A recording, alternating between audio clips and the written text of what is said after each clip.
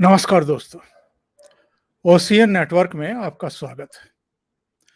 2 फ़िल्मों की बड़ी चर्चा है, ओएमजी 2 यानी ओह माय गॉड 2 और गदर, वो भी 2।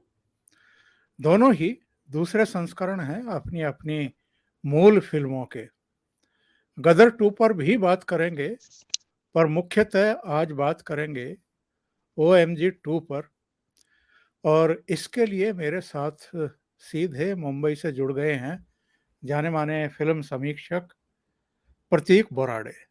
तो प्रतीक जी को जोड़ करके चर्चा को आगे बढ़ाते हैं।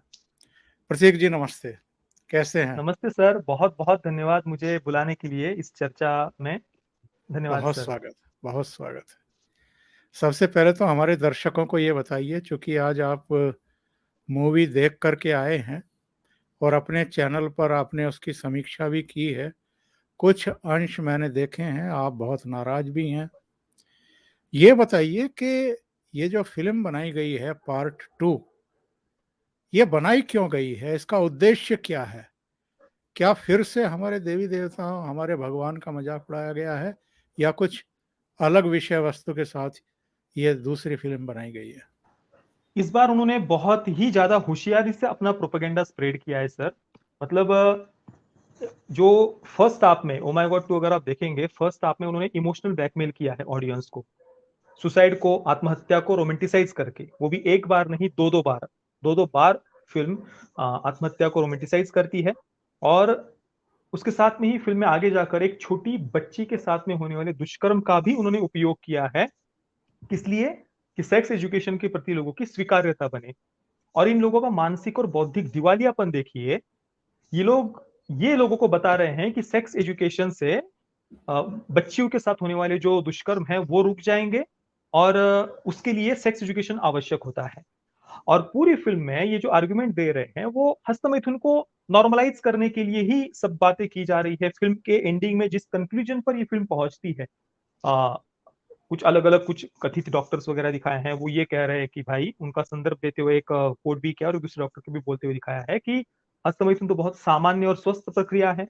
हस्तमैथुन से तो कोई हानि नहीं होती। ये फ़िल्म के डायलॉग्स हैं क्लियरली हस्तमैथुन से तो कोई हानि नहीं होती और फ़िल्म के एंडिंग में बच्चों को सामने आकर ये प्राउडली गर्व के साथ में सबके सामने बोलते हुए दिखाया है कि मैं हस्तमैथुन करता हूँ, मैं मास्टरबेट करता हूँ और इसमें कुछ गलत नहीं है।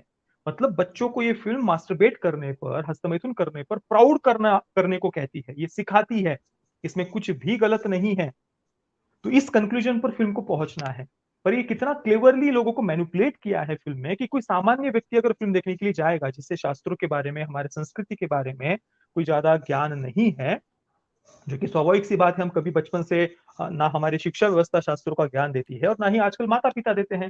तो ज़्यादातर जनता को तो हमारी संस्कृति, कल्चर के बारे में पता ही नहीं है। तो ये फ़िल्म जो मैनिपुलेट करती है लोगों को गलत तथ्य बताकर, बार-बार, बार-बार पूरी फ़िल्म में संस्कृति, संस्कृति, संस्कृति इस प्रकार के नाम तो ये फ़िल्म लेती है, पर कहीं पर भी एक सिंगल श्लोक का भी उदाहरण नहीं देती।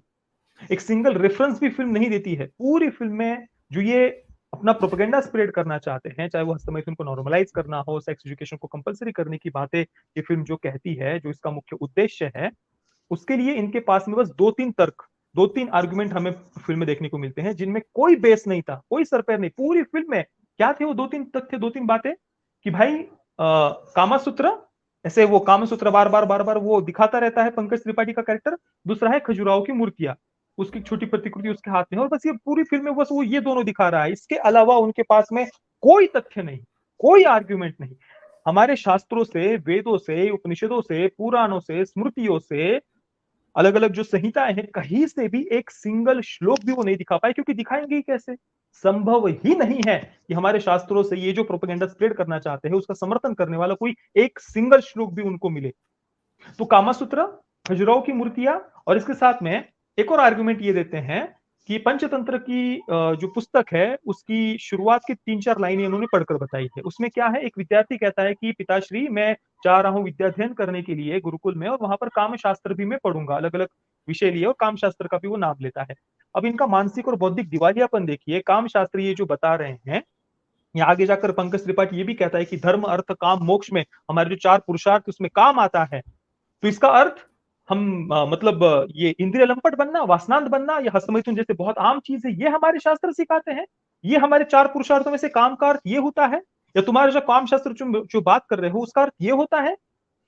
सभी को पता है, किसी भी हिंदू को, जिसको थोड़ा भी शास्त्रों का ज्ञान है, किसी को भी पूछ लीजिए, जो हिंदू नहीं भी हो वो भी बता देगा कि भारत में जो गुरुकुल का जीवन होता है विद्यार्थी का, उसे ब्रह्मचर्याश्रम कहा जाता है। 4 वर्णाश्रम जो बताए गए हैं, सबसे पहले ब्रह्मचर्याश्रम, गृहस्थाश्रम, वानप्रस्थाश्रम और उसके बाद में संन्यासाश्रम।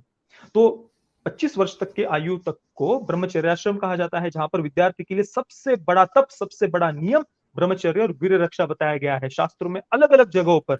चाहे आप कोई भी ग्रंथ, कोई भी शास्त्र अलग अलग जगह पर उठाकर देख लीजिए, विद्यार्थियों के लिए जो नियम बताए गए हैं उसमें सबसे पहले ब्रह्मचर्य ही आता है।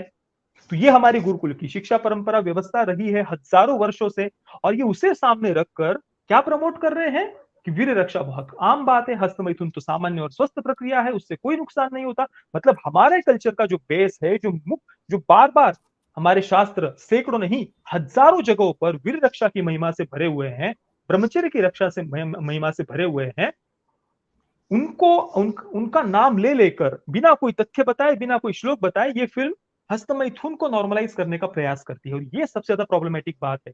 तो कामसूत्र, खजुराहो की मूर्तियां, पंचतंत्र जिसमें काल्पनिक कहानियां हैं, उसका बेसलेस एक उन्होंने 2-3 लाइन पढ़कर बताई है, और इसके अलावा एक और वो शास्त्र दिखाते हैं कोर्ट में पंकज त्रिपाठी, वो है चरक संहिता। हालांकि चरक संहिता का एक श्लोक भी वो नहीं, मैंने कहा ना, कोई भी श्लोक उन्होंने कोई आधार नहीं दिया है। अब मैं अगर चरक संहिता को अगर बताऊं, या जितने भी हमारे जी आयुर्वेद के जी आचार्य रहे हैं, चाहे वाग्भट जी हो, सुश्रुताचार्य जी हो, या फिर पतंजलि योग जो हम उसमें अष्टांग योग आदि आता है, या चरक ऋषि हो, उनकी चरक संहिता, सब जगह पर सभी आयुर्वेद के आचार्यों ने हर जगह पर बार बार ब्रह्मचर्य की महिमा गाई है। अब इन्होंने कोर्ट में चरक संहिता तो दिखा दी, पर चरक संहिता में तो ब्रह्मचर्य की बार बार महिमा गाई है।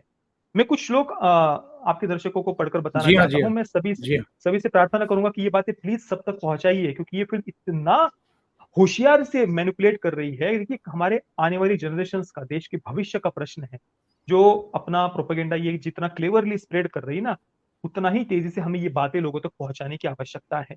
तो चरक संहिता में श्लोक आता है, सत्तामुपासनम सम्यक असताम परिवर्जनम ब्रह्मचर्योपवासश्च नियमाश्च पृथक विधो। इसका अर्थ होता है सज्जनों की सेवा, दुर्जनों का त्याग, ब्रह्मचर्य ब्रह्मचर्य उपवास, धर्मशास्त्र के नियमों का ज्ञान और अभ्यास आत्म कल्याण का मार्ग है। इसके अलावा चरक ऋषि कहते हैं कि ब्रह्मचर्य को संसारिक सुख का साधन ही नहीं तो मोक्ष का मार्ग भी है, मोक्ष का दाता भी है ब्रह्मचर्य, ये चरक ऋषि कहते हैं। एक और श्लोक है चरक संहिता का, जिसमें कहा गया है, त्रयः उपास्तंभः आहारः स्वप्नो ब्रह्मचर्यम च सति। इसका अर्थ है आहार, निद्रा और ब्रह्मचर्य, ये शरीर के 3 उपस्तंभ हैं, अर्थात इनके आधार पर शरीर स्थित है, आहार, निद्रा और ब्रह्मचर्य। और अन्य जो आयुर्वेद के आचार्य हैं, उन्होंने शरीर के 4 स्तंभ बताए हैं, आहार यानी योग्य आहार विहार करना, उसके बाद में श्रम यानी शरीर से हम शारीरिक श्रम करते रहे, उसके बाद में विश्राम यानी योग्य निद्रा हमारी हो, और चौथा है ब्रह्मचर्य। ये किसी भी स्वस्थ शरीर के 4 स्तंभ है, इनके आधार पर ही शरीर स्वस्थ रह सकता है, ये आयुर्वेद के आचार्य बार बार कहते हैं। और आप क्या चरक संहिता दिखा रहे हैं कोर्ट में? पतंजलि योग में जो अष्टांग योग आता है, जिसमें 8 जो अष्टांग योग जो सूत्र 8 सूत्र बताए गए हैं, यम, नियम, आसन, प्राणायाम, प्रत्याहार, धारणा, ध्यान और समाधि, उसमें से पहला जो सूत्र है यम, उसमें जो नियम बताए गए हैं उसमें ब्रह्मचर्य सबसे प्रमुखता से आता है। और आप क्या बता रहे हैं बच्चों को? हमारे शास्त्र तो ब्रह्मचर्य की महिमा से बार बार वो ब्रह्मचर्य की महिमा गाते हैं। वाग्भट जी कहते हैं कि संसार में जितना सुख है वो आयु के अधीन है, और आयु ब्रह्मचर्य के अधीन है, ये वाग्भट जी कहते हैं। इसके अलावा छांदोग्य उपनिषद में आता है, तद्य एवैतम ब्रह्मलोकम ब्रह्मचर्येण विन्दन्ति तेषाम अविवेश ब्रह्मलोकः। इसका अर्थ है कि जो ब्रह्मचर्य का पालन करते हैं, केवल केवल वे ही ब्रह्म परमात्मा को प्राप्त कर सकते हैं, ब्रह्म ज्ञान को प्राप्त कर सकते हैं। इसके अलावा एक और श्लोक आता है, आयुष तेजो बलम वीर्यम प्रज्ञा श्रेष्ठ महद यशः पुण्यम च प्रतिमत्वम च हन्यते ब्रह्मचर्यया। आयु, तेज, बल, वीर्य, बुद्धि, लक्ष्मी, कीर्ति, यश तथा पुण्य और प्रीति, ये सब ब्रह्मचर्य का पालन न करने से नष्ट हो जाते हैं, ये हमारे शास्त्र कहते हैं। और चरक संहिता की एक और बात मैं बताना भूल गया, जो वैद्यकीय शास्त्र पढ़ने के लिए आए हुए जो विद्यार्थी, जो शिष्य होते थे, उनके लिए एक प्रतिज्ञा होती थी वैद्य बनने से पहले, जिसका चरक संहिता में उल्लेख आता है। अब वो प्रतिज्ञा क्या है? उसकी पहली ही लाइन है, मैं जीवन भर ब्रह्मचारी रहूंगा। आगे कहा गया है, ऋषियों की तरह मेरी वेशभूषा होगी मैं किसी से द्वेष नहीं करूंगा, सादा भोजन करूंगा, हिंसा नहीं करूंगा, रोगियों की उपेक्षा नहीं करूंगा, उनकी सेवा समझकर मैं करूंगा, जिसके परिवार में चिकित्सा के लिए जाऊंगा उसके घर की बात बाहर नहीं कहूंगा, अपने ज्ञान पर घमंड नहीं करूंगा, गुरु का सदैव सम्मान करूंगा, ये चरक संहिता कहती है। और ये क्या फूहड़ता, आप युवा पीढ़ी को हस्तमैथुन को आप नॉर्मलाइज करने की बात करें, जबकि आज आप देखिए नेट लगभग फ्री हो गया है, हर व्यक्ति के, हर बच्चे के हाथ में स्मार्टफोन है और एक क्लिक पर पॉर्न साइट खुलती है। भले ही भारत सरकार ने बैन किया हुआ है पर आराम से पॉर्न साइट्स खुलती है आज भी, चाहे वो वीपीएन का यूज करके हो या अलग अलग बहुत सारे तरीके हैं, कई सारी वेबसाइट्स तो खुलती है, एक क्लिक पर पॉर्न साइट्स खुल रही है बच्चों की। और बहुत सारे मैसेजेस मेरे पास आते हैं, मैं कमेंट्स पढ़ता हूँ रोज, कई सारे बच्चे बताते हैं कि हस्तमैथुन की ऐसी लत लग गई है कि दिन में 2-2, 3-3, 4-4, 5-5, 6-6 बार हस्तमैथुन कर लेते हैं। रात को पॉर्न देखे बगैर, हस्तमैथुन किए बगैर नींद नहीं आती। पॉर्न एडिक्शन के इतने भयावह दुष्परिणामों से आज युवा पीढ़ी गुजर रही है। तो ऐसे में उनको संयम और ब्रह्मचर्य की महिमा बताने की आवश्यकता है, या उनको और उसको नॉर्मलाइज कर देना कि भाई तुम जो कर रहे हो वो तो गलत है ही नहीं, वो तो प्राउड करने वाली बात है। मतलब अगर हमारे मन में किसी बात के लिए ये पता हो कि भाई इससे हमें नुकसान होता है, तब तो हम बचने का प्रयास करेंगे ना, जब पता हो कि नुकसान हो रहा है। अगर ये बता दिया जाए कि इससे तो नुकसान ही नहीं है, इससे तो कोई हानि ही नहीं है, तो तुम्हें करते ही रहना चाहिए, अच्छी बात है ये तो, तब तो वो तो बचने का भी प्रयास नहीं करेगा उससे। तो कितना भयानक है, देखिए जो बात ये फिल्म बताने का प्रयास कर रही है। प्रतीक जी, ये बताइए कि एक तो इसका मकसद क्या आपकी समझ में आता है मोटे तौर पे, और दूसरे समाज के भीतर से इस तरह की विषय वस्तु का जितना पुरजोर तरीके से विरोध होना चाहिए वो क्यों नहीं हो पा रहा है? देखिए सबसे मुख्य बात तो ये है, इसका उद्देश्य यही है, बॉलीवुड हमेशा से, मैं जैसा कि हमेशा कहता हूं, इनको लगता है कि समाज कहीं पर रूढ़िवादी है, ऑर्थोडॉक्स है, पिछड़ी हुई मानसिकता का है और हमें उन्हें उससे लिबरेट करना है। और पहले आज से 4-5 वर्ष पहले तक भी ये डायरेक्टली हमारी रीति रिवाज परंपराएं इनको टारगेट करके ये छाती कूटते थे हमारी संस्कृति के नाम से। अब देख रहे हैं कि देश में राष्ट्रवाद की लहर है, तो अब ये संस्कृति का सहारा लेकर, बिना कोई तथ्य बताए, बिना कोई फैक्ट्स बताए, बिना कोई श्लोक बताए, बस संस्कृति संस्कृति करके ये वही अपना प्रोपेगेंडा चला रहे हैं और यही इनका उद्देश्य है।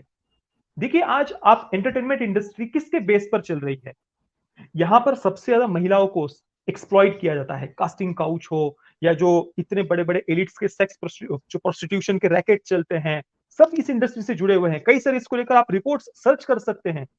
जो जो nude photoshoot, semi nude photoshoots, item songs, जो महिलाओं को, फीमेल एक्ट्रेसेस को ऑब्जेक्टिफाई किया जाता है, सेक्सुअलाइज किया जाता है, ये सब कैसे चलेगा अगर बच्चे अपने अपने संयमित जीवन जिएंगे, उनके सामने संयम की महिमा आप बताओगे, तो कोई युवती या कोई युवक इनके प्रोपेगेंडा का शिकार होगा? नहीं होगा। इनकी एंटरटेनमेंट इंडस्ट्री चलेगी कैसे? इसी कारण से ये बच्चों को बार बार बताते हैं कि भाई आपको तो संयम, ब्रह्मचर्य, ये सारी बातें ढकोसला है, इससे कुछ नहीं होता, आपको तो वो छोड़कर ये लिबरेटेड लाइफस्टाइल आपको जीनी। और अभी तो ये बता रहे कि हमारी संस्कृति तो इन्हीं बातों को प्रमोट करती है, जबकि कहीं पर कोई आधार ही इन्होंने नहीं दिया। कामासूत्र खुजराव के बारे में आगे मैं आपको बताऊंगा। एक और उद्देश्य इसका मेरे अनुसार फार्मा इंडस्ट्री है, जो एक बहुत बड़ी लॉबी है इसके पीछे। अब उन्होंने डायरेक्टली फंड किया नहीं किया वो एक अलग विषय है, पर भाई ये एक बहुत बड़ा प्रोपेगेंडा है वेस्ट का, फार्मा इंडस्ट्रीज का, एक बहुत बड़ी वोक लॉबी है जो भारत में एंटर करना चाहती है। कई सारी इससे जुड़ी हुई इंडस्ट्रीज है, जैसे कि सेक्स टॉयज बेचना, सप्लीमेंट्स, ताकत बढ़ाने वाली दवाइयां, ये एक बहुत बड़ी बिलियन, कई कई बिलियन डॉलर्स की ये एक पूरी इंडस्ट्री है जो एंटर करना चाहती है। और सेक्स एजुकेशन जो प्रमोट करना है, आप देखिए इसमें किसका मनोविज्ञान पढ़ाया जाता है। ये बड़ी मैकॉले की बातें कर रहे थे ओ माय गॉड 2 में, कि मैकॉले ने हमारी यहाँ से सेक्स एजुकेशन बंद करवा दिया, हमारे गुरुकुल में तो सेक्स एजुकेशन पढ़ाया जाता था, मैकॉले ने बंद कर दिया और वो अपने वेस्टर्न कंट्रीज में सेक्स एजुकेशन पढ़ा रहे हैं। मतलब इतनी बुद्धि भ्रष्ट है इन लोगों की। आप देखिए मैकॉले ने सेक्स एजुकेशन बंद किया था भारत में और हमारे गुरुकुल सेक्स एजुकेशन पढ़ाते थे।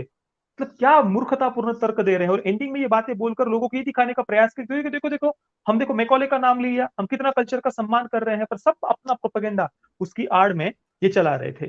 तो ये पूरा फार्मा इंडस्ट्रीज की एक पूरी लॉबी है जो एंटर करना चाहती है। उस कारण से ये सारा अब नेशनलिज्म, राष्ट्रवाद, संस्कृति, इसका सहारा लेकर ये लोग अपना प्रोपेगेंडा ये स्प्रेड कर रहे हैं। और उसके बाद में आपने एक तो इसका मूल उद्देश्य क्या है ये पूछा था, और उसके अलावा मैंने ये कहा था कि समाज में जितना पुरजोर विरोध इसका होना हाँ चाहिए इस तरह की विषय वस्तु का क्यों नहीं हो पा रहा है? बिल्कुल। अब देखिए आदि पुरुष के समय उसका कितना विरोध हुआ। मैंने भी सबसे ज्यादा तो भाई मैंने ही उसके विरुद्ध में वीडियो भी बनाए थे बहुत सारे। पर देखिए आदि पुरुष केवल एक टेक्निकली खराब बनी हुई फिल्म थी। उसमें कुछ फूहड़ता भरे डायलॉग्स थे। उसमें कहीं पर भी, जैसे कि मणिरत्नम की रावण फिल्म का मैं उदाहरण देता हूं, उसमें राम जी को धूर्त और कपटी दिखाया है, रावण का महिमा मंडन किया है, सीता मैया का राम जी के रावण के प्रति प्रेम दिखाया है, लक्ष्मण जी को बलात्कारी दिखाया है सिंबॉलिक वे में। तो वो होता है अपमान करना। आदि पुरुष एक टेक्निकली खराब बनी हुई फिल्म थी। उन्होंने कोई मेहनत नहीं की, कोई डायलॉग्स नहीं लिखे, वीएफएक्स बहुत ज्यादा घटिया थे, पर वो टेक्निकल बातें हैं केवल। पर ओ माय गॉड 2 की अगर हम बात करें तो ये बहुत ही क्लेवरली मैनिपुलेट करती है अपना प्रोपेगेंडा स्प्रेड करने के लिए, और लोग इन बातों को समझ नहीं पा रहे। और इस प्रकार से इमोशनल ब्लैकमेल करती है ये फिल्म कि कोई भी सामान्य व्यक्ति या लड़का युवा देखने के लिए जाएगा तो वो तुरंत रिलेट कर पाएगा। जो बच्चा उन्होंने शुरुआत में दिखाया है, जिसकी सुसाइड को रोमेटिसाइज किया है, उसको बहुत डिप्रेशन में, आत्मग्लानि में, परेशान, दुखी, चिंतित दिखाया है, रोते हुए दिखाया है। एक सीन में उसके पिता उसको थप्पड़ मारते हैं तो वो पुलिस स्टेशन में होता है तो सबको कहता है कि आप भी मुझे मार लो, आप भी मुझे मार लो, आप भी मुझे मार लो, बहुत रोता हुआ चेहरा किया हुआ है। तो इतना इमोशनल ब्लैकमेल किया है, इतनी सिंपैथी पैदा की, और कोई भी सामान्य लड़का अगर देखेगा वो तुरंत उससे रिलेट कर पाएगा। वो क्या सोचेगा कि हाँ यार ये तो बेचारे को कितना मास्टरबेट, सभी तो करते हैं मास्टरबेट, बेचारे ने किया। देखो उसको कैसे समाज या चाहे पेरेंट्स हो दूसरे या स्कूल के बच्चे हो, सब उसको कैसे टारगेट कर रहे हैं बेचारा इस प्रकार से। और हर व्यक्ति से जीवन में हस्तमैथुन की गलती होती है कहीं ना कहीं पर। हमारा कर्तव्य कि हम उससे ऊपर उठे। ऐसा नहीं कि गलती को और ज्यादा सेलिब्रेट करो, वो सही है कहकर और ज्यादा हम गड्ढे में गिरते जाए। उससे ऊपर उठना हमारा कर्तव्य होता है। तो इन्होंने शुरुआत में जो एक उसको इमोशनल ब्लैकमेल करने का जो ऑडियंस को प्रयास किया, उस कारण से तुरंत हम रिलेट कर पाते हैं। कई सारे युवा विशेषतर रिलेट कर पाएंगे उस कैरेक्टर के साथ में। फर्स्ट हाफ तक यही कर रहे हैं वो, इमोशनल ब्लैकमेल करना। और फिर सेकंड हाफ में जाकर जब तथ्य दिखाने की बात आती है, तब ये बस कामासूत्र खजुराहो, कामासूत्र खजुराहो, इसके अलावा इनके पास में कोई आर्गुमेंट्स नहीं थे, कोई श्लोक नहीं थे। पर बाद में भी जाकर वो, जैसे कि मैंने कहा, छोटी बच्ची के साथ में दुष्कर्म दिखाना, उसका यूज करके सेक्स एजुकेशन के प्रति स्वीकार्यता उत्पन्न करना, ये बहुत क्लेवरली उन्होंने मैनिपुलेट किया है। और इसी कारण से विरोध हमें देखने को नहीं मिल रहा, क्योंकि आप देखेंगे कि कई सारे ट्रेडिशनल फैमिली के लोग भी अगर ये फिल्म देखने के लिए जाएंगे तो वो भी मैनिपुलेट हो जाएंगे। इस हद तक का भयानक मानसिकता इसमें। और देखिए सबसे विकृत बात क्या है, ये वो छोटी बच्ची के साथ में जो दुष्कर्म होते हुए दिखा रहे हैं, उसके आड़ में इनका ये तर्क था कि सेक्स एजुकेशन में गुड टच बैड टच सिखाया जाता है बच्चियों को। अरे भाई, तुम क्या एक साइड में तुम कह रहे हो कि हस्तमैथुन को नॉर्मलाइज करना ये आम बात है, सामान्य है, स्वस्थ प्रक्रिया है, उससे हानि नहीं होती। हस्तमैथुन करने को बच्चों को आप बता रहे हो, तो कोई भी व्यक्ति हस्तमैथुन कैसे करेगा? कैसे होता है हस्तमैथुन? वो मन में किसी ना किसी लड़की के प्रति कामोत्तेजना भरे विचार करेगा, चाहे वो किसी फिल्म का सीन देखकर करे, या फिर इनके जो सेमी न्यूड फोटोशूट्स होते हैं वो देखकर करे, या कौन देखकर करे, या फिर अपने ही क्लास की किसी बच्ची के बारे में कुदृष्टि रखकर, कुभाव लाकर कामोत्तेजना बढ़ाए। किसी ना किसी प्रकार से वो कामोत्तेजना बढ़ाएगा। ऐसा नहीं कि मन आंखें बंद कर ली और किसी लकड़ी का चिंतन कर लिया, किसी पत्थर का चिंतन कर लिया और उसकी कामोत्तेजना बढ़ जाएगी और हस्तमैथुन कर लेगा। ऐसा नहीं होता है। वो किसी ना किसी स्त्री के बारे में, महिला के बारे में, या अपनी ही किसी बच्ची क्लासमेट के बारे में वो कुभाव मन में लाएगा, कुदृष्टि मन में लाएगा, और तभी कामोत्तेजना आकर वो हस्तमैथुन करेगा। तो आप एक तरफ तो इस फुहड़ता को, इंद्रिय लंपटता को, उसको ग्लोरीफाई कर रहे हैं, ना केवल जस्टिफाई कर रहे हैं, ग्लोरीफाई कर रहे हैं, ये कहकर कि ये सामान्य और स्वस्थ प्रक्रिया है और इससे तो कोई हानि ही नहीं होती। कम से कम इसके नुकसान, इससे होने वाले नुकसान, वीरनाश से होने वाले नुकसान उनको बताओ तो सही कि गलत है, तो वो उठने का तो प्रयास करेंगे गिरने के बाद में। आप उसको जस्टिफिकेशन दे रहे हैं, केवल जस्टिफिकेशन में तो ग्लोरीफाई कर रहे हैं, तो बच्चों को और करने के लिए बोल रहे हैं। तो उन बच्चों का अपनी क्लासमेट्स के प्रति, जो विद्यार्थिनियां छात्राएं उसके साथ में पढ़ रही, उनके प्रति देखने का भाव अच्छा होगा या कुदृष्टि होगी? आप जो सिखा रहे हैं, जो बातें जस्टिफाई कर रहे हैं, उसके उससे महिलाओं की तरफ देखने का दृष्टिकोण सही होगा या गलत होगा? आप तो आप तो उल्टा महिलाओं की तरफ देखने का दृष्टिकोण ही बदल रहे हैं। और फिर आप इमोशनल ब्लैकमेल कर रहे हैं कि छोटी बच्ची के साथ दुष्कर्म और फिर गुड टच बैड टच सिखाएंगे सेक्स एजुकेशन में। ये उद्देश्य है सेक्स एजुकेशन का। फ्राइड का मनोविज्ञान, आपने भी जानते हो कि फ्राइड का मनोविज्ञान के आधार पर ही सेक्स एजुकेशन है। और वो क्या कहता है उसका मनोविज्ञान, कि हस्तमैथुन तो बहुत आम बात है, नॉर्मल है, इससे स्ट्रेस दूर होता है, ये तो बहुत हेल्दी होता है। यूट्यूब पर ढेर सारे सेक्सोलॉजिस्ट आपको मिल जाएंगे जो दिन रात यही ज्ञान दे रहे हैं लोगों को। ये तो बहुत सामान्य प्रक्रिया है, ये तो आम है, हेल्दी है। इसी मनोविज्ञान पर सेक्स एजुकेशन आधारित है, और यही यही वो इसके माध्यम से पढ़ाते हैं। इसके पीछे पूरी फार्मा इंडस्ट्री है। इसके साथ में ही एलजीबीटीक्यू एजेंडा सेक्स एजुकेशन का मुख्य उद्देश्य है। और इन सब बातों को बच्चों के दिमाग में डाला जाए, इसके लिए ये एक छोटी बच्ची के साथ में दुष्कर्म का उपयोग कर रहे हैं और बता रहे हैं कि गुड टच बैड टच सिखाएंगे हम। अरे आपको सच में गुड टच बैड टच की चिंता होती, महिलाओं के प्रति कोई कुदृष्टि ना रखे इसकी चिंता होती, महिलाओं की, स्त्रियों की चिंता होती, तो आप श्रीमद भगवद गीता को पढ़ाने का समर्थन करते, संयम और ब्रह्मचर्य सिखाने का आप समर्थन करते, पर नहीं, आप तो हस्तमैथुन को नॉर्मलाइज कर रहे हैं, जो ग्लोरीफाई कर रहे हैं। श्रीमद भगवद गीता में तो भगवान श्री कृष्ण काम को सबसे बड़ा शत्रु कहते हैं। तीसरे अध्याय के 37वें श्लोक में भगवान कहते हैं, काम एष क्रोध एष रजोगुण समुद्भव महाशनो महापापमा विद्येन मीह वैरिणम। 36वें श्लोक में अर्जुन भगवान से पूछते हैं कि पाप करने के लिए मनुष्य क्यों प्रवृत्त होता है, क्या उसका कारण है। तो भगवान कहते हैं कि इसका जो मनुष्य का जो मुख्य शत्रु है वो काम है। काम से ही क्रोध उत्पन्न होता है। रजोगुण से उत्पन्न हुआ ये जो काम है वही क्रोध है, काम ही क्रोध है। यह बहुत खाने वाला है। यानी काम का कभी पेट नहीं भरता, वासना का कभी पेट नहीं भरता। आप कितनी भी संसार की सारी सुंदरिया लल्लाएं आपकी सेवा में आ जाए, आप दिन रात भोग भोगे तो भी आपका मन नहीं भरेगा। इसी कारण से तो कई बच्चे मेरे पास भी कहते हैं ना कि भाई दिन में 2-2, 3-3, 4-4, 5-5, 6-6 बार हस्तमैथुन करते हैं तो भी हम उस वासना में गिरते जा रहे हैं। पॉर्न एडिक्शन, रात को वो हस्तमैथुन किए बगैर नींद नहीं आती, इस प्रकार से बच्चे उस खाई में गिरते जा रहे हैं। तो वासना का कभी पेट नहीं भरता। भगवान यही कहते हैं कि यह काम बहुत खाने वाला है और इसी कारण से वह महापापी भी है। इसीलिए इस पूरे संसार में काम को तू वैरी जान, शत्रु जान। और इसी तीसरे अध्याय के आखिरी श्लोक में भगवान कहते हैं 43वें, एवं बुद्धे परा बुद्ध्वा संस्तभ्यात्मान आत्मना जही शत्रु महाबाहो काम रूपम दुरासदम। इस प्रकार बुद्धि से परे अर्थात सूक्ष्म बलवान और अत्यंत श्रेष्ठ आत्मा को जानकर बुद्धि के द्वारा मन को वश में करके हे महाबाहो तू इस काम रूप दुर्जय शत्रु को मार डाल। तो काम को तो दुर्जय, यानी जितने में सबसे कठिन काम, क्रोध, लोभ, मोह, मद, मत्सर, ये जो षड विकार बताए हैं उनमें काम को सबसे ज्यादा अधिक कठिन बताया है जीतने के लिए, और उस शत्रु को तुम मार डाल, ये भगवान कह रहे हैं। तो आपको अगर सच में गुड टच बैड टच की महिलाओं की चिंता होती ना, तो आप ये पढ़ाने का समर्थन करते कि बच्चों को ये पढ़ाओ, पर आपने वो नहीं किया। आप उल्टा लड़कों को, बच्चों को, युवाओं को, युवतियों को आप इंद्रिय लंपट बना रहे हैं। उनके मन में कुदृष्टि बने अपनी ही सहपाठिनियों के प्रति, छात्राओं के प्रति, महिलाओं के प्रति, ये आप उनके दिमाग में डाल रहे हैं और उसको नॉर्मलाइज कर रहे हैं। इससे महिलाओं के ऊपर होने वाले अत्याचार कम होंगे या बढ़ेंगे? कुदृष्टि बढ़ेगी या कम होगी? महिलाओं का सम्मान बढ़ेगा या कम होगा? किसी महिला के प्रति कुभाव लाकर, कुदृष्टि लाकर हस्तमैथुन करना, ये महिला का सम्मान करना होता है। और ये सेक्स एजुकेशन से ये सिखाएंगे। फिल्म में एक सीन है, वैश्या को उन्होंने कोर्ट रूम में बुलाया है और उस वैश्या से पंकज त्रिपाठी का कैरेक्टर पूछता है कि जो लोग आपके पास में आते हैं कस्टमर बनकर, ग्राहक, क्या यजमान कहाँ है, पता नहीं यजमान क्यों कहा है, तो जो आते हैं वो आपका सम्मान करते हैं, आपकी भावनाओं को समझते हैं? तो वैश्या कहती कि नहीं, वो तो बस मजे लेने के लिए आते हैं। तो पंकज त्रिपाठी का कैरेक्टर आगे पूछता है कि क्या आपको नहीं लगता कि उन पुरुषों को स्त्री का मन, स्त्री की भावना समझना चाहिए? तो वो महिषा कहती कि हाँ हाँ बिल्कुल समझना चाहिए। तो ये इनका जस्टिफिकेशन है सेक्स एजुकेशन के लिए। उसके बाद में पंकज त्रिपाठी कहता है कि देखो सेक्स एजुकेशन की कितनी आवश्यकता है कि हम महिलाओं को समझ पाए, महिलाओं की भावनाओं को समझ पाए। तो सेक्स एजुकेशन से महिलाओं की तरफ देखने का दृष्टिकोण बदलेगा, सम्मान आएगा या कुदृष्टि आएगी?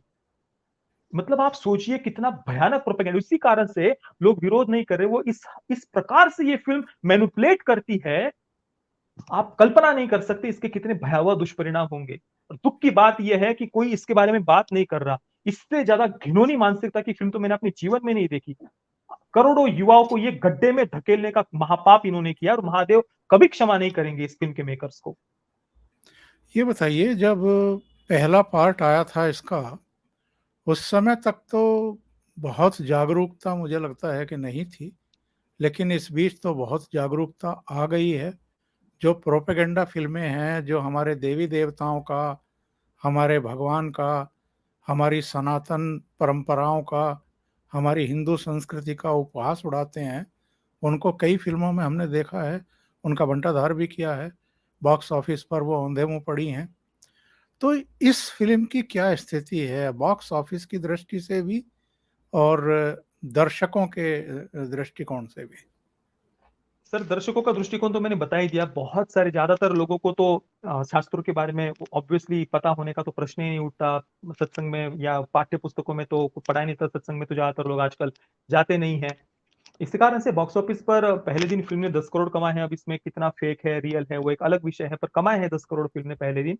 और हो सकता है कि आज शनिवार रविवार को ये कलेक्शन बढ़ेगा भी, क्योंकि कोई बात ही नहीं कर रहा। आप देखिए जितने भी क्रिटिक्स हैं, आप यूट्यूब पर किसी भी चैनल को खोल लीजिए, सब लोग इसको प्रमोट कर रहे हैं बिना जाने, क्योंकि ये फिल्म इस प्रकार से मैनिपुलेट करती है कि कोई व्यक्ति, मैंने कहा ना, कोई ट्रेडिशनल फैमिली से भी इस फिल्म को देखने के लिए जाएगा ना, तो वो भी मैनिपुलेट हो जाएगा। इसी कारण से मैंने जो बातें बताई है, ये सब तक पहुंचाना, अधिकाधिक ज्यादा से ज्यादा लोगों तक पहुंचाना बहुत ज्यादा आवश्यक है। जी जी। और आखिर में मैं ये पूछना चाहूँगा, ये अक्षय कुमार की लगातार फिल्में पिट रही हैं। बहुत सारी फिल्मों की कथा वस्तु, इनका अभिनय, वो सब बहुत क्रिटिसाइज हुआ है। कई ऐतिहासिक पात्रों को लेकर के भी इनकी कुछ फिल्में आई हैं। अक्षय कुमार को लेकर के जो लोगों का भ्रम था, वो टूटा है या नहीं टूटा है कि ये राष्ट्रवादी हैं? देखिए सामान्य लोग तो ऑब्वियसली समझ गए हैं, हालांकि उनकी पीआर टीम हो या फैन क्लब्स वगैरह है जो कथित, वो लोग तो एक वातावरण बनाने का प्रयास करते ही है। भले ही कितनी प्रोपेगेंडा फिल्में बन जाए, पर इकोसिस्टम इतना स्ट्रांग है बॉलीवुड का कि वो अपना एक बना ही लेता है, अपनी इमेज सुधारने का प्रयास वो बार बार करते ही रहते हैं। परंतु दुख की बात यह है कि ये जो फिल्म है, बहुत सारे लोग इसके एजेंडा को, प्रोपेगेंडा को समझ नहीं पा रहे, और इसी कारण से पता नहीं ये बातें हम आप जो कर रहे हैं, या मैंने जो इतने सारे वीडियोस, मैंने तो कल से 4-5 वीडियोस इस पर बनाए हैं, क्योंकि मैं इतना पीड़ित हूं ये देखकर। मैं सब तक ये बातें पहुंचाना चाहता हूं, पर हमारे वीडियो ज्यादा लोगों तक पहुंचते नहीं है, और ये प्रोपेगेंडा बहुत सारे लोगों तक पहुंच भी जाता है, और लोग मैनिपुलेट भी हो जाते हैं, ब्रेन वॉश भी हो जाते हैं। इसी कारण से हमारा जो एक इकोसिस्टम है, बहुत स्ट्रांग होने की आवश्यकता है। ये बातें ज्यादा से ज्यादा लोगों तक पहुंचने की आवश्यकता है। और कुछ तर्क मैं और बताना चाहता हूँ जो छूट गए थे मुझसे बताना। ये जी फिल्म जी। कुछ तर्क और ये देती है अपने एजेंडा को जस्टिफाई करने के लिए, कि देखो देखो हिंदू शास्त्रों में लिंग, योनि, या नितंभ, वक्षस्थल, इस प्रकार के शब्द आते हैं। तो इसके माध्यम से वो ये कहने का प्रयास करते हैं कि देखो देखो हम कितने प्रोग्रेसिव थे, हमारे शास्त्र में तो ऐसे शब्द आते हैं, तो ये जो हस्तमैथुन किया है बच्चे ने तो सही है, मतलब ये तो इसमें कौन सी बड़ी बात हो गई, ये तो और ज्यादा हमें प्रमोट करना चाहिए। यही तो उनका कंक्लूजन था ना फिल्म का। मतलब इनकी मूर्खता देखिए भाई। फिल्म में जो काम शब्द आता है, क्या उसके अर्थ ये काम वासना में इंद्रिय लंपट होना है, या फिर लिंग, योनि, नितम, वक्षस्थलीय शब्द जो आए हैं वो किस संदर्भ में आए हैं, किस लिए आए हैं? अब जैसे कि पतंजलि योग में जो अष्टांग योग है, उसमें त्रिबंध बताया गया है। त्रिबंध में एक मूल बंध होता है, उसमें यह कहा गया है कि श्वास को पूरा बाहर छोड़कर गुदाद्वार का संकोचन करना। तो जी यहाँ जी। पर गुदाद्वार शब्द आ गया, तो इसके महामूर्ख फिल्म मेकर्स तो नाचने लग जाएंगे, देखो देखो हमारे शास्त्रों में तो गुदाद्वार शब्द है, तो क्या आप एनल सेक्स को प्रमोट करोगे? हाँ, आप उन घिनौनी बातों को, अरे वो किस संदर्भ में शब्द आए हुए हैं, क्या कहा है हमारे शास्त्रों? तो वीर रक्षा, ब्रह्मचर्य की रक्षा, संयम का महत्व, मनोनिग्रह, इंद्रिय निग्रह, इंद्रिय संयम, यही बार बार वो प्रमोट करते हैं। और लिंग, योनि, वक्षस्थल, नितंब या फिर गुदाद्वार या जो भी शब्द आए हैं, वो किस संदर्भ में आए हैं? और ये केवल ऐसे उटपटांग बातें कर रहे हैं अदालत में, कोर्ट में, और इसके माध्यम से ये अपनी बातों को रख रहे हैं सामने। ना कोई श्लोक बता रहे हैं, ना कोई प्रॉपर रिसर्च है, ना कोई तथ्य बता, कुछ भी नहीं, उटपटांग बातें। पर इस प्रकार से इमोशनल ब्लैकमेल किया है ना, और कुछ लोग मैनिपुलेट हो रहे हैं, सच में बहुत ज्यादा दुखी करती है बातें। बहुत बहुत धन्यवाद प्रतीक जी, जुड़ने के लिए। आपने इतनी महत्वपूर्ण जानकारियां हमारे दर्शकों को दी हैं, इससे निश्चित रूप से वो जागरूक होंगे, और जो उनके पारिवारिक मित्र हैं, रिश्तेदार हैं, उनको भी शिक्षित करेंगे, एजुकेट करेंगे। बहुत बहुत धन्यवाद आपका जुड़ने के लिए। बहुत, आपका भी बहुत धन्यवाद सर नमस्कार। बुलाने के लिए। धन्यवाद sir. Thank you so much.